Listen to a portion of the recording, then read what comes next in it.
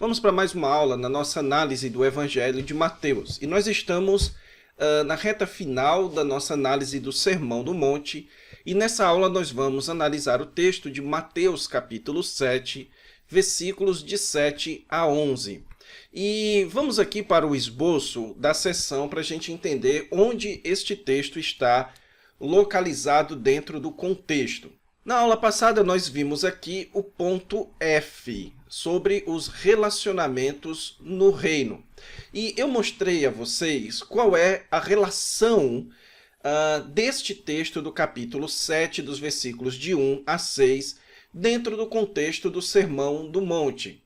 Lembre-se que o Senhor Jesus Cristo, desde o versículo 17, quando ele estava falando da sua relação com a lei, e depois então ele mostra a relação do seu discípulo com a lei, que o Senhor Jesus Cristo está dando então vários princípios para a vida prática dos seus discípulos. E todos estes princípios incluem virtudes. O Senhor Jesus Cristo, quando fala da religião, fala da virtude de você desenvolver a sua religião interior. O Senhor Jesus Cristo, quando fala dos valores do reino, ele fala da virtude de você valorizar mais as coisas celestiais, de você também não ter dois senhores, de você também saber guiar a sua vida, a questão dos olhos. E então, o Senhor Jesus mostra, portanto, como aquilo deve implicar para os relacionamentos, ou pelo menos o Senhor Jesus Cristo, na verdade, alerta contra dois perigos que poderiam surgir dessa perspectiva dos discípulos como tendo uma justiça maior do que a justiça dos fariseus. Então, o resultado é que os discípulos poderiam, em primeiro lugar, serem julgadores, fazer a prática do julgamentalismo, que é a visão de você se enxergar como superior e utilizar então a sua régua, a sua medida, a sua própria justiça para acusar a outros. Isso acontece quando, por exemplo, você possui uma virtude e então você começa a julgar, a apontar o dedo contra aqueles que não possuem aquela virtude. O Senhor Jesus Cristo diz que essa não é a medida dos nossos relacionamentos. Por quê? Porque a medida dos nossos relacionamentos deve ser a medida da misericórdia, deve ser a medida do perdão, deve ser a medida onde primeiro você procura o perdão para a sua própria vida e depois então você estende isso para os demais.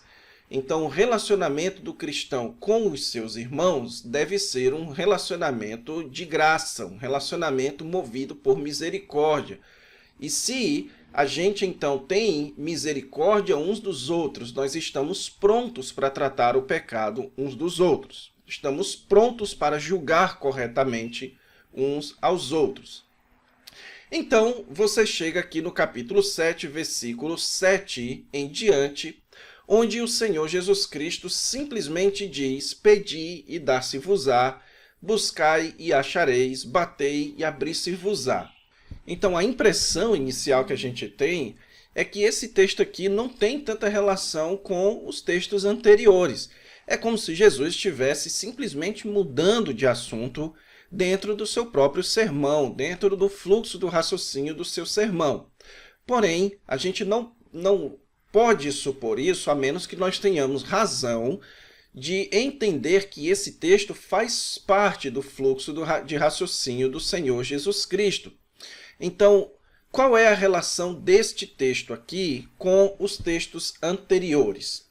Bem, como eu disse a vocês, desde o versículo 17, o assunto se tornou a justiça que Jesus espera dos seus discípulos. Jesus mostra que a vida moral dos seus discípulos agora não estava mais debaixo da lei de Moisés, mas debaixo do ensino do Senhor Jesus Cristo, e que, portanto, Jesus esperava mais justiça dos seus discípulos do que dos fariseus. Então Jesus mostra isso em relação à religião, Jesus mostra isso em relação aos valores do reino, aplicando muito mais a questão da riqueza.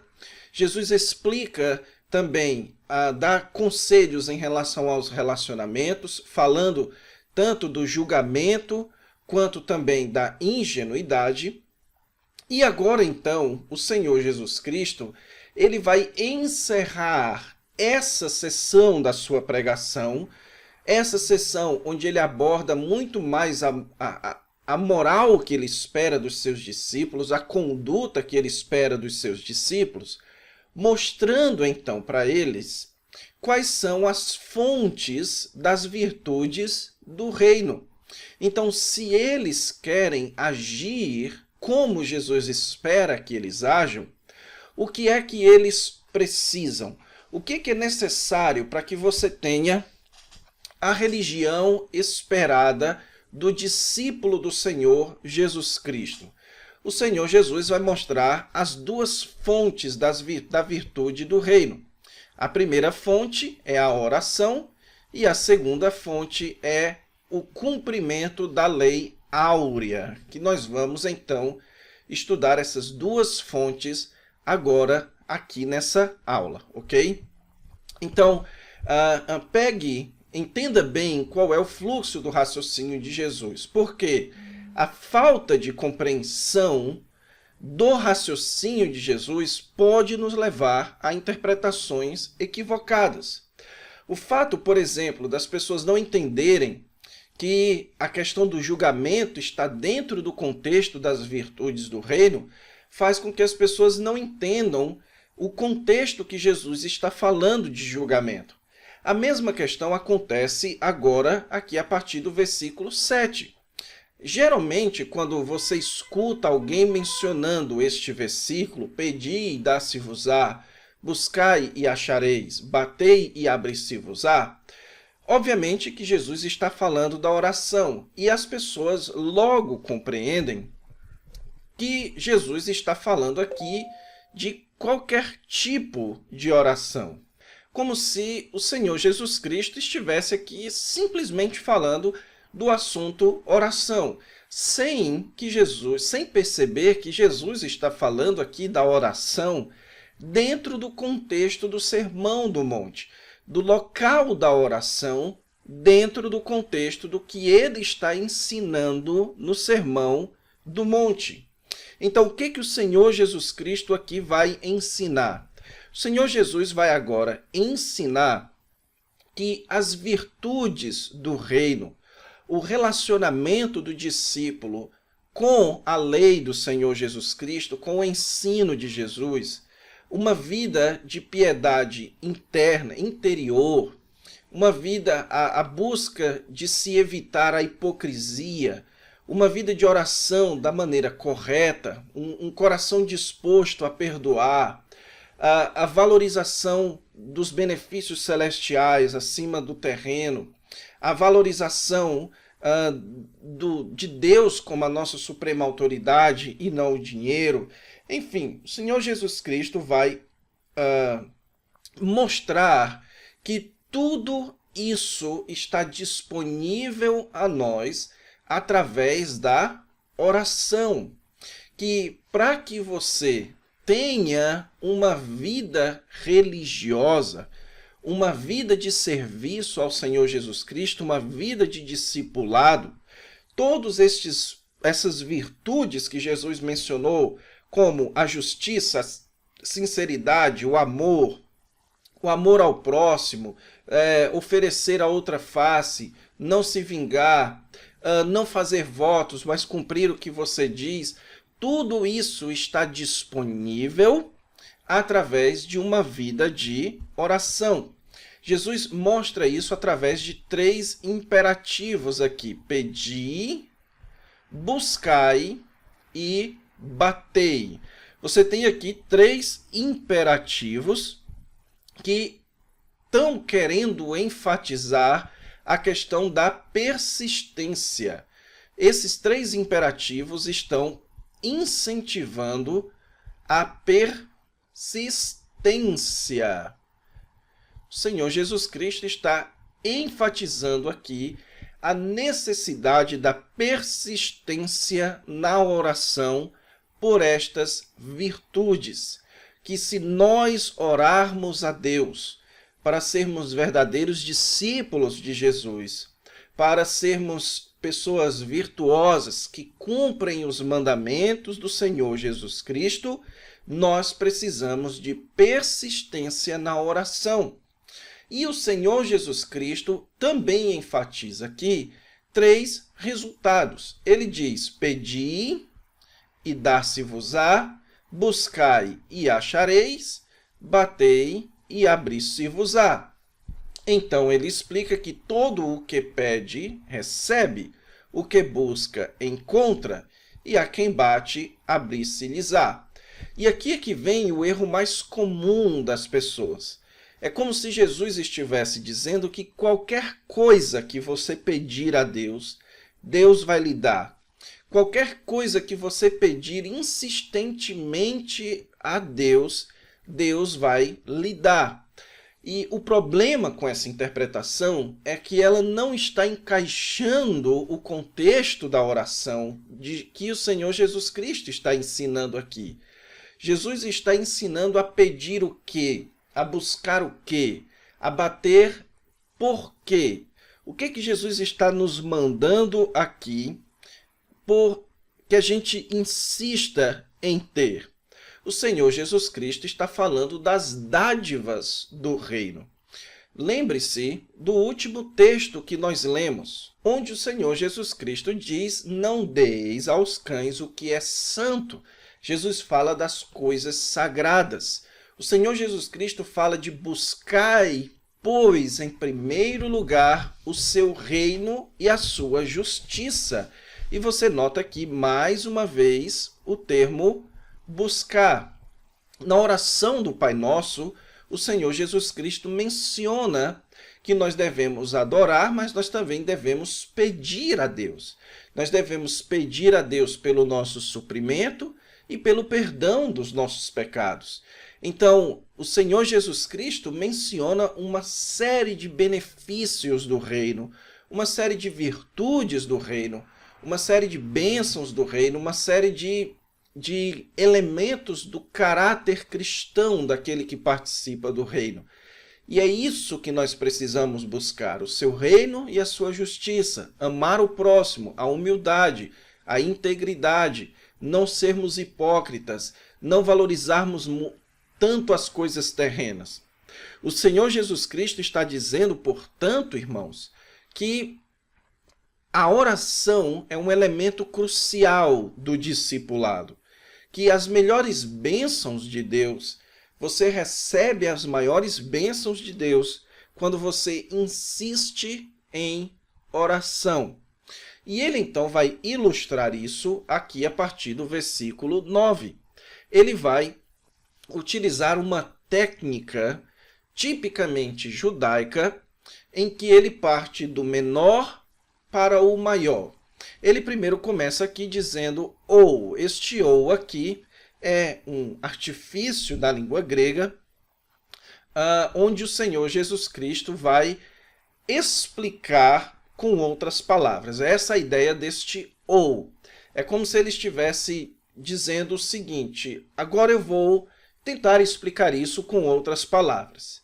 E ele então tenta explicar esse princípio utilizando então essa técnica do menor para maior. Ele diz: qual dentre vós é o homem que, se porventura o filho lhe pedir pão, lhe dará pedra? Então note aqui que o filho está pedindo por pão, ok? Depois aqui você tem o filho pedindo por peixe, certo? E então o Senhor Jesus Cristo está mencionando o pão e o peixe, que eram os 2 alimentos de dieta mais básica do judeu. São os 2 alimentos que representam o mais básico da dieta daquela época. É como se hoje nós disséssemos qual é o filho que pedindo arroz e feijão. Então, o arroz e feijão hoje em dia no Brasil é o o famoso para o alimento mais básico.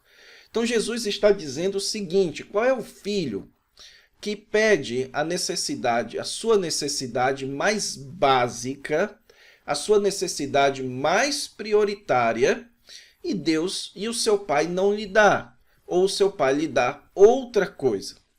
Então, a pergunta que nós fazemos aqui é a seguinte: o que Jesus considera como as nossas maiores necessidades?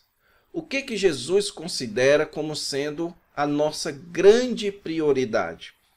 Ele já respondeu essa pergunta lá em Mateus no capítulo 6, quando ele disse: buscai, pois, em primeiro lugar o seu reino e a sua justiça.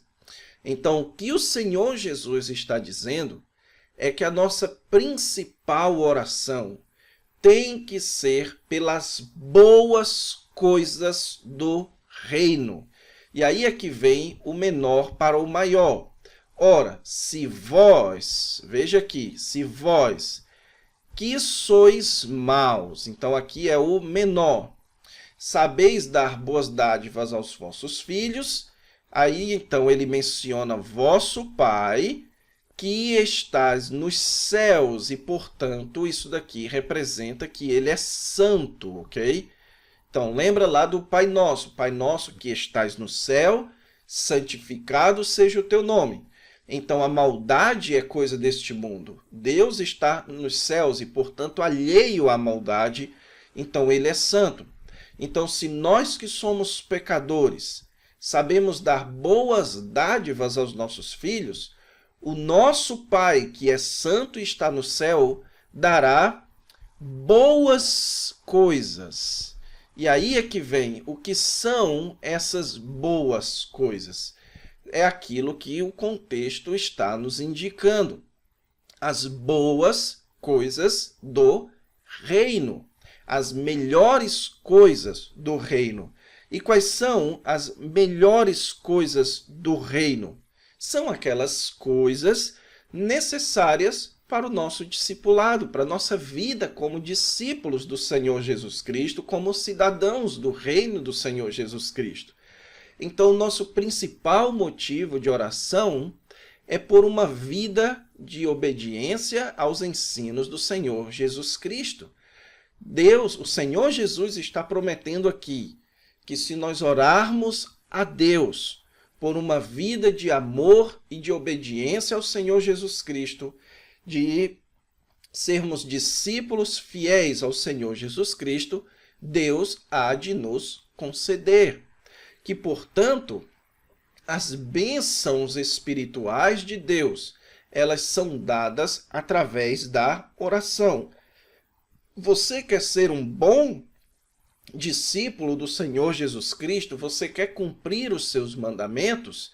Então, ore a Deus. Então, ore para que Deus capacite você e dê para você as condições de servir ao Senhor Jesus Cristo. E, por fim, o Senhor Jesus também ensina uma segunda fonte para aqueles que querem cumprir os seus mandamentos. Ele diz: tudo quanto pois, veja aqui, um pois, certo? E este pois aqui, ele é um pois muito importante, porque você se pergunta então, a que este pois se refere? Tudo quanto, pois, quereis que os homens vos façam, assim fazei-o vós também a eles. Então veja bem, esse trecho não está se relacionando apenas ao texto anterior. Por quê? Porque o texto anterior está falando da oração, da gente falando com Deus. E Jesus então diz: tudo quanto, pois, quereis que os homens vos façam, assim fazei-o vós também. Se você for considerar este versículo como se relacionando simplesmente com o texto anterior, então o que você vai encontrar é uma falta de conexão. É como se Jesus estivesse simplesmente falando algo que não se segue do assunto que ele estava falando. Ele estava falando de oração e de repente ele diz: então, o que vocês querem que os homens vos façam, assim fazei-o vós também a eles. Então, esse versículo 12, irmãos, ele não está se referindo aqui ao texto do versículo 7 a 11, ok? Então, a que esse versículo está se referindo? Veja o argumento de Jesus aqui. Tudo quanto, pois, quereis que os homens vos façam, assim fazei-o vós também a eles, porque esta é a lei e os profetas. Então, o argumento de Jesus aqui, irmãos, é o seguinte. Então, vocês querem cumprir a lei e os profetas? Então, façam isso. Se o argumento de Jesus é este, então nós descobrimos aqui que o Senhor Jesus Cristo agora, com este pois, está concluindo o que ele começou a tratar desde o versículo 17 do capítulo 5. No capítulo 5, versículo 17, Jesus diz: não penseis que vim revogar a lei. Não vim para revogar, vim para cumprir. E no versículo 19 ele diz: aquele, pois, que violar um destes mandamentos, posto que dos menores, e assim ensinar aos homens, será considerado mínimo no reino dos céus. Aquele, porém, que os observar e ensinar, esse será considerado grande no reino dos céus. E aí vem a pergunta: quais são estes mandamentos que o Senhor Jesus Cristo nos orienta a seguir e ensinar? Jesus, então, começa falando do homicídio, depois ele vai falar do adultério, ele vai prosseguir falando do amor ao próximo, da vingança, depois ele vai falar da religiosidade, e você então percebe que tudo isso é o Senhor Jesus Cristo ensinando como nós devemos segui-lo. Como é que a lei do Antigo Testamento, como o Antigo Testamento se cumpre nele. Então, a partir de agora, você quer obedecer aos mandamentos do Senhor Jesus Cristo, então siga este resumo. Então, o versículo 12 está aqui nos apontando para o capítulo 5, versos 17 a 20. Então, Jesus está concluindo o seu argumento. E a partir do versículo 13, ele vai começar um outro tópico dentro do Sermão do Monte. Então, no capítulo 5, do versículo 1 ao 16, Jesus tratou de um tópico das famosas bem-aventuranças e do testemunho em relação à perseguição. Do versículo 17, do capítulo 5, verso 17, até o capítulo 7, versículo 12, o assunto era como se relacionar com Deus, como viver a vida religiosa, como viver o discipulado do Senhor Jesus Cristo na era do reino de Deus. Jesus então diz: se vocês querem cumprir a lei e os profetas, e é isso que está implícito na ideia, porque esta é o que isso significa quando ele diz porque esta é. O que Jesus está querendo dizer aqui é que porque assim se cumpre.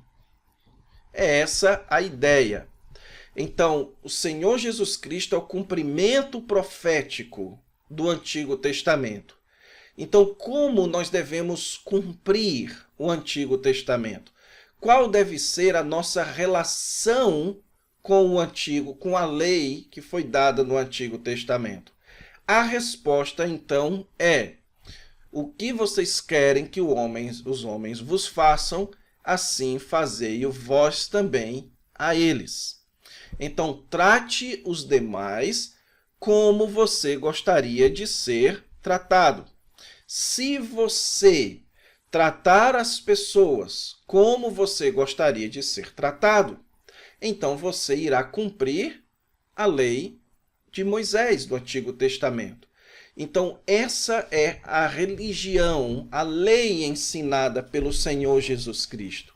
A lei ensinada por Cristo, a forma que o Antigo Testamento, então, assume na pessoa de Jesus, que cumpre o Antigo Testamento, é amai ao próximo como a ti mesmo. Se você ama a si mesmo, assim também ame ao próximo. Faça com os outros o que você gostaria que fosse feito com você. Este é o resumo, é assim que nós cumprimos, então, os mandamentos do Senhor Jesus Cristo, que são o cumprimento da lei e dos profetas. Então, para concluir, o que o Senhor Jesus Cristo está ensinando? Que a vida virtuosa no reino de Deus, a vida de obediência no reino de Deus, ela vem de duas formas. Em primeiro lugar, da vida de oração e, em segundo lugar, da observância do ensino do Senhor Jesus Cristo.